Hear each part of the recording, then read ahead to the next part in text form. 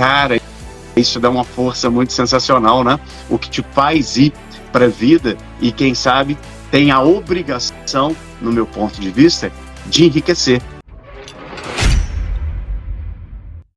O que é essa coisa de sistema? Quem é Bert Hellinger? O que é isso tudo aí que você faz que é tão legal? Top, vamos lá então. A abordagem sistêmica das constelações familiares, ela começa como uma psicoterapia criada por esse cara que chama Bert Hellinger, né? Ele foi um padre católico alemão e ele foi missionário, ele viveu nos 5 continentes, ele passou por várias experiências e ele meio que decodificou 3 leis que a gente pode chamar de leis do amor, né? Assim que ele chamava, que é o pertencimento, a ordem e o equilíbrio. Então, tudo que a gente vai fazer na nossa vida, tudo que a gente vai olhar para as nossas questões, a gente olha para essas 3 leis se elas não estão sendo violadas. E a gente começa a perceber que isso vai trazendo alguns efeitos, talvez mais leves, talvez mais pesados para a nossa vida. E que quando a gente está tendo alguns erros muito repetitivos, faz sentido a gente tirar aquele foco do problema que a gente tem e ampliar um pouco a visão, né? Por isso de visão sistêmica. E aí o Bert Hellinger, ele viveu em tribos que eram isoladas no mundo global, se eu posso chamar assim, e ele foi percebendo que as leis elas atuavam igual no mundo global e dentro daquela tribo. Então, a gente tem, por exemplo, dentro de um clã, e trazendo isso numa hipótese antropológica, por exemplo, a gente tem o quanto que o ser humano ele ganha de vida pertencendo a algo, e não por coincidência, a gente também tem uma necessidade de pertencer às coisas, né? Então, quando a gente está fazendo parte de um grupo, como que a gente faz para pertencer mais àquele grupo, para a gente se ver, que os outros também vejam que a gente faz parte daquilo.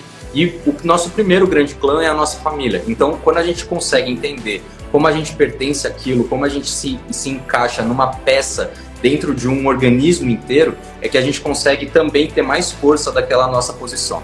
Né? Quando a gente começa a ver as questões de ordem, a gente consegue perceber que algumas pessoas vieram antes que a gente, né? Então, a ordem, segundo Bert Hellinger, é o seguinte: quem chegou primeiro, quem chegou depois, e ponto. Né? E a gente costuma dizer que o ponto é a parte mais importante dessa frase inteira, porque não tem como você mudar um negócio desse, né? Às vezes as pessoas tentam querer inverter algumas ordens, achar que os nossos pais não fazem direito, ou que eles não tiveram, né, sabedoria para fazer algumas coisas, mas a gente não analisa o contexto como um todo. Então, respeitar essa ordem, respeitar que talvez se a gente estivesse no contexto dele a gente tomaria as mesmas decisões e que a gente está tendo um grau de consciência também porque eles passaram e pagaram alguns preços antes para a gente estar num caminho mais leve e poder perceber mais coisas, também é um caminho que mostra que a sucessão, que o sucesso ele vai crescendo à medida que a gente vai incorporando todos os aprendizados que vieram de trás e que a gente consegue aplicar para frente. E o equilíbrio mostra que a nossa percepção de esforço ela tem que ser equilibrada, né? Ela tem que ser balanceada.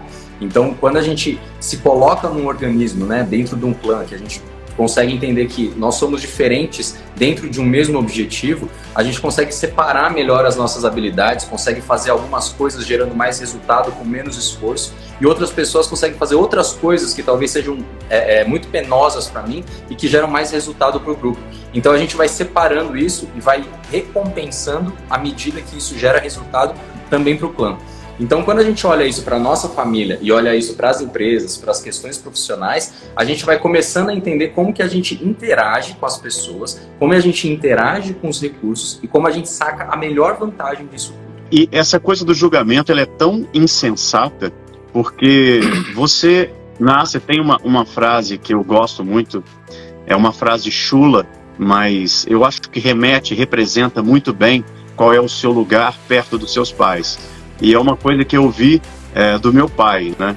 Que é na sacanagem, na brincadeira assim, mas você veio do saco do seu pai, para entender o quão pequeno você é. E quando você compreende isso verdadeiramente, e olha para a vida deles, honrando e não julgando, porque quando você julga, você se coloca acima deles, numa ideia muito imbecil, porque pensa o seguinte: quando fizeram o que fizeram para você, eles tinham uma cabeça, numa época, numa cultura totalmente diferente. E você, 20, 30, 40 anos depois, olha para trás querendo jogar com a cabeça de agora numa época totalmente mais avançada. Ou seja, eu faria diferente porque ele fez errado, porque isso. Mas você não estava lá.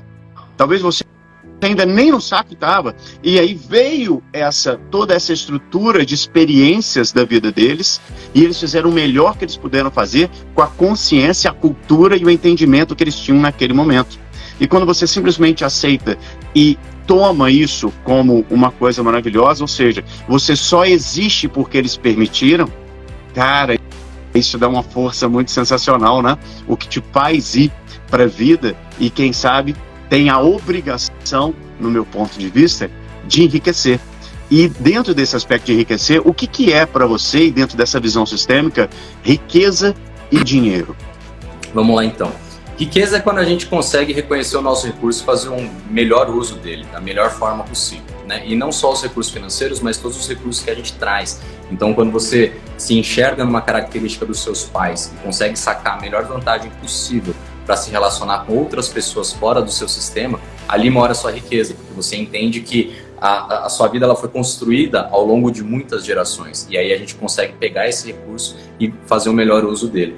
E o dinheiro, para mim, é quando a gente entende de onde vem o lastro do dinheiro, né? O lastro do dinheiro, durante muito tempo, foi em ouro, mas hoje em dia a gente vê que o lastro do dinheiro está baseado inteiro na confiança. Então, à medida que a gente consegue aumentar a nossa confiabilidade, consegue aumentar a nossa confiança para conseguir fazer as trocas, para conseguir ter dinheiro disponível, para conseguir fazer tudo o que é necessário fazer, a gente percebe que a gente tem mais poder de acesso mesmo às coisas.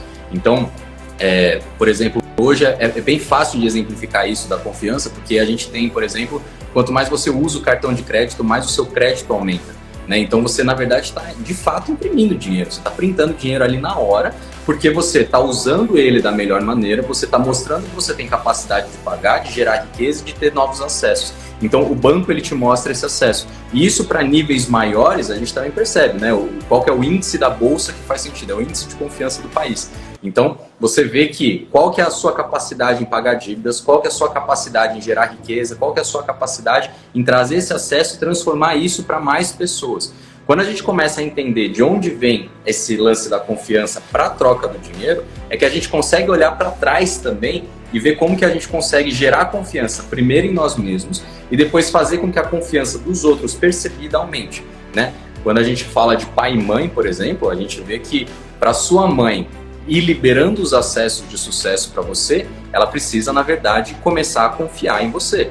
Então, quando você está lá na primeira fase da adolescência, que a sua mãe solta a chave de casa para você poder abrir e fechar a porta quando você chega, ou para você poder ir para a escola sozinho, na verdade, você, antes disso, provou para ela que você não vai pegar um caminho errado, que você vai conseguir prestar atenção ao atravessar a rua, que você não vai pegar o ônibus errado, que você não vai entrar em padaria quando não é para entrar, que você não vai fazer compras no meio do caminho, não vai se desviar do caminho. Então ela passa a confiar em você, que você vai poder ter acesso a essa chave e poder fazer as coisas. E quem vai liberando para que você consiga ir transpondo esses obstáculos costuma ser a força masculina do pai. Então quando a gente começa a entender como que a gente cresce de confiança para que a mãe libere a gente para o sucesso e como que a gente cresce em confiança para que o pai confie cada vez mais, para que a gente consiga ir cada vez mais longe, é que a gente entende por que o sucesso é chegar cada vez mais longe, é fazer isso de maneira sucessiva, né? Então, à medida que a gente consegue também tomar confiança, né? O Bert tem outra frase famosíssima sobre dinheiro, que é: com a mãe o dinheiro vem e com o pai o dinheiro fica, né? Que aí a gente consegue entender que a gente só consegue entregar para os outros com o mesmo carinho que a gente olha para a mãe. A gente só consegue entregar para os nossos clientes com o mesmo carinho que a gente olha para a mãe.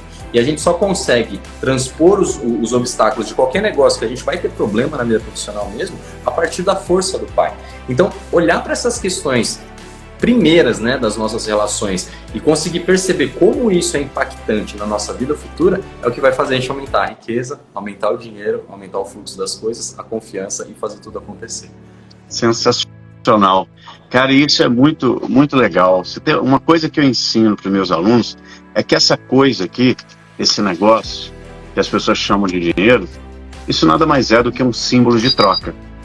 E para haver uma troca, tem que haver confiança. Primeiro, você fez um comentário muito legal. Eu acho que a primeira confiança que tem que haver antes do cliente te comprar porque ele confia no seu produto, ou seja, ele entende que ele necessita, que o produto é bom e que tem um diferencial. Nesse aspecto, quanto mais a pessoa necessitar, maior o valor percebido daquilo. E se ela compreende essa confiança, mais dinheiro ela vai te dar a troco disso que você está oferecendo. Só que antes de ter essa confiança entre os dois, tem que ter uma confiança pessoal. Ou seja, confiar em si mesmo, que você é capaz de criar produtos e serviços para agregar a vida de outras pessoas, cara. E isso é uma coisa que eu percebo que as pessoas têm muita dificuldade. Como que você vê isso dentro da sua visão em relação a essa falta de confiança, falta de autoestima, né? Falta de força para conseguir fazer as coisas aí? Então, se a gente for voltar lá naquelas leis do Bert lá, então a gente consegue perceber dois medos que são bem latentes nas pessoas hoje. É o medo da rejeição e o medo do abandono. Qual que é a diferença dos dois, né? Que o medo da rejeição é o medo... Eu sou o primeiro medo. Antes de pertencer, você já tem medo de ser rejeitado, você já começa a boicotar para nem entrar naquele clã, porque você já acha que vai dar errado. Então, quando a gente começa a entender a lei do pertencimento, para o que a gente tem que fazer de fato para pertencer àquele grupo? Como que eu agrego valor àquele grupo? Como que eu faço coisas que o grupo está fazendo e que sejam alinhados aos valores que a minha família traz? Então, quando a gente começa a olhar para isso, a gente vê que o medo da rejeição, ele nada mais é do que algumas projeções que a gente nem botou a teste, que a gente deveria botar primeiro.